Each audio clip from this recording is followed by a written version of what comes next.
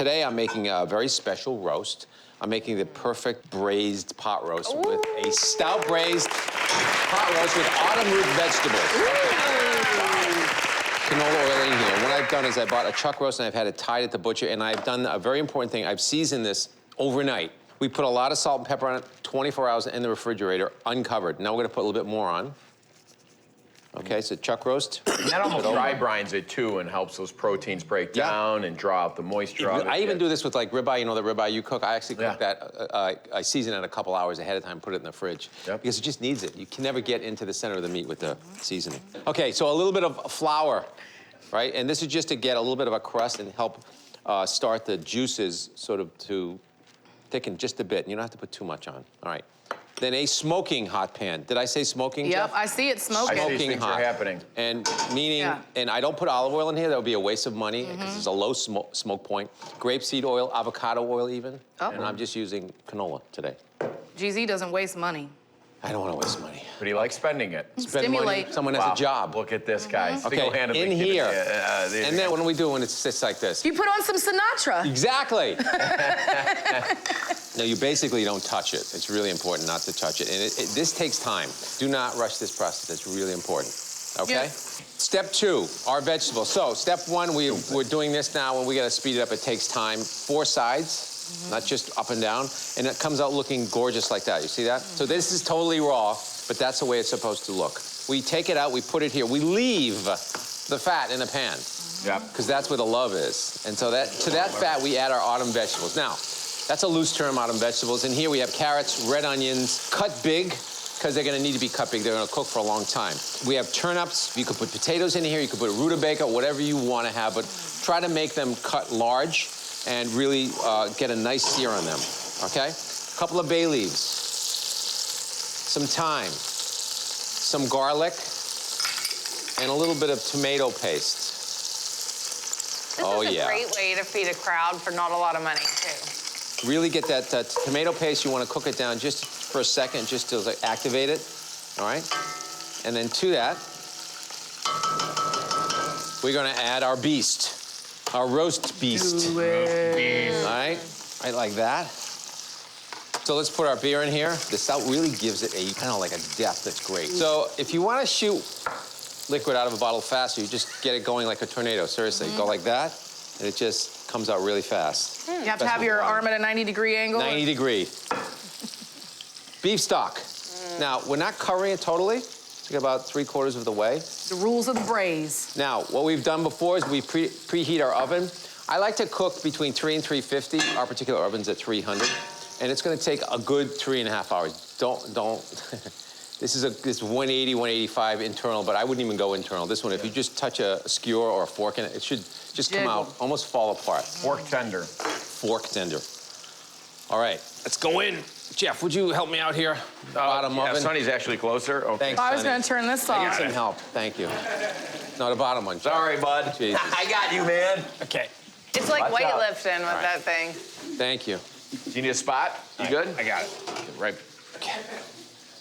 I got you. Not even touching you. It's a good thing you've been at the gym, so All right, Relax, look at he's that. at the gym, Jeff, you know? See that? yes. Okay, so that's like almost. Okay. See everything, see how dark that liquid is? Yep. That's the beauty of that. Okay. I almost got it. I saw you. You were getting it. You were gonna burn your mouth on that. You didn't care though. I just want to taste the juice. Okay. You can see we had about that size before, and it didn't shrink that much. Not much. So this feeds a lot of people. All right. But everything that the beef lost in volume has been reintroduced into the juice, so it's all flavor still. It's edible. Dare I say Flavor Town? So on the side, what I've done while this is reducing is I've mixed a little bit of peas and onions. These are frozen. I put them in a pot, very low, with a good amount of butter. I see it. They are glistening. So we're gonna start to plate. I like to plate this. Now you could just bring this to the table, which is fine, but we're gonna do a little bit different plating here.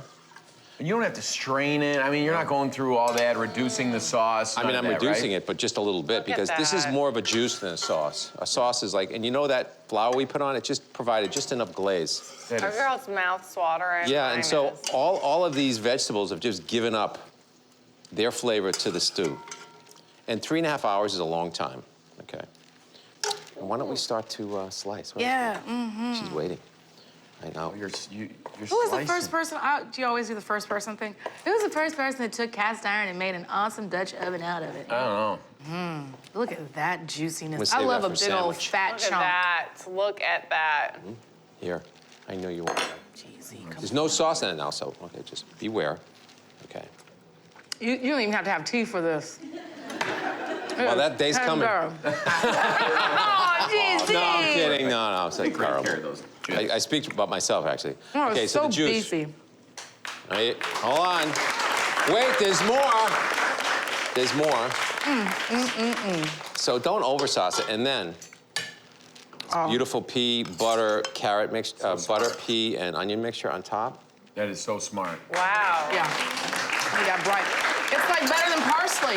Well, I mean, like, right, pot roast usually has a reputation of being like a kind of a drab, looking dish, but look Muddy how bright. flavors. A little fresh tarragon, which always goes nice. with the Tarragon. vegetables. Some Never fresh chives. on the pot roast. What a good idea. Tara. Tara, God is my witness.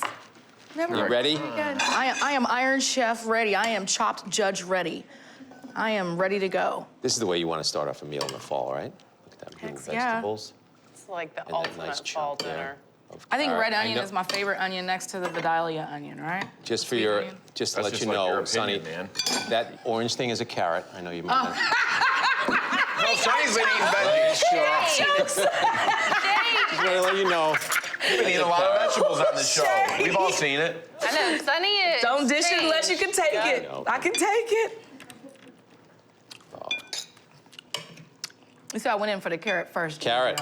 Wow. But first, let me talk about the beef.